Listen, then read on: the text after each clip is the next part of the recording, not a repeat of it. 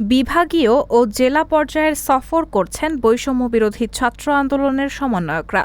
সফরকালে সার্বিক নিরাপত্তা নিশ্চিত করতে জেলা প্রশাসকদের চিঠি দিয়েছে পুলিশ হেডকোয়ার্টার্স।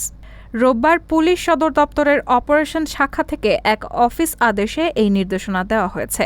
এ বিষয়ে মঙ্গলবার সামাজিক যোগাযোগ মাধ্যম ফেসবুকে এক পোস্ট দিয়েছেন সমন্বয়ক হাসনাত আব্দুল্লাহ। ওই নির্দেশনা পোস্ট করে তিনি লিখেছেন, আমরা কোনো রাষ্ট্রীয় সফরে আসিনি, আমরা রাষ্ট্রের সাধারণ নাগরিক হিসেবে ছাত্র জনতার কাছে এসেছি। হাসনাত আরও লেখেন, একজন সাধারণ নাগরিক যেমন নিরাপত্তা পায়, আমরাও তেমন নিরাপত্তা চাই, এর বেশি নয়। এই নোটিশের বিষয়ে আমরা অবগত নই, কিংবা সরকারের কাছে আমরা এমন কিছুই চাইনি। রায়হানা মুন, সবার কথা।